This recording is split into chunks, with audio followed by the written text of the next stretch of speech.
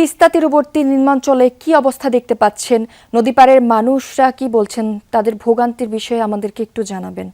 যদি বিষয়টা হচ্ছে যে তিস্তার পানি সকাল ৬টা থেকে ৯টা পর্যন্ত বিপদসীমার ১৩ সেন্টিমিটার উপর দিয়ে প্রবাহিত হলেও ১২টা থেকে পানি কিন্তু কমতে শুরু করেছে। বর্তমান ১২টার সময় তিস্তার ডালিয়া পয়েন্টের পানি উন্নয়ন বোর্ড কর্তৃপক্ষ যেটা আমাদেরকে জানিয়েছে, সেটি পানি হচ্ছে মাত্র ৫ সেন্টিমিটার উপর দিয়ে প্রবাহিত হচ্ছে। যদিও পানি ৫ সেন্টিমিটার উপর দিয়ে প্রবাহিত হচ্ছে এবং পানি কমতে শুরু করলেও শঙ্কা এবং আতঙ্ক কিন্তু কাটেনি তিস্তা পাড়ের মানুষদের।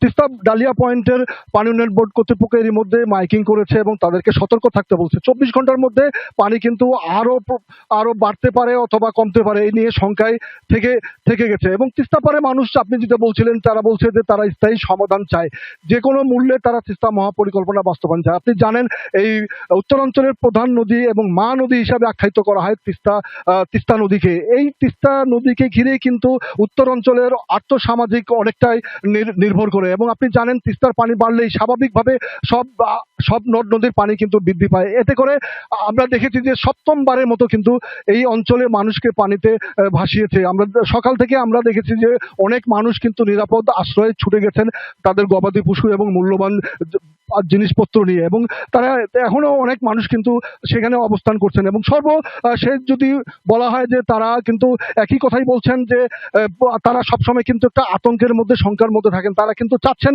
যে কোনো মূল্যে তারা একটা স্থায়ী বন্দোবস্ত চাচ্ছেন এবং একটা স্থায়ী সমাধান চাচ্ছেন, যাতে প্রতি বছর এইভাবে তারা কিন্তু জীবন সংকটাপন্ন যাতে না হয় বন্যার কারণে, এবং স্বল্প বন্যার কারণে তাদের ফসল তলিয়ে না যায় এবং তাদের মূল্যবান জিনিসপত্র এবং বাড়িঘর যাতে তলিয়ে না যায়। জ্যোতি।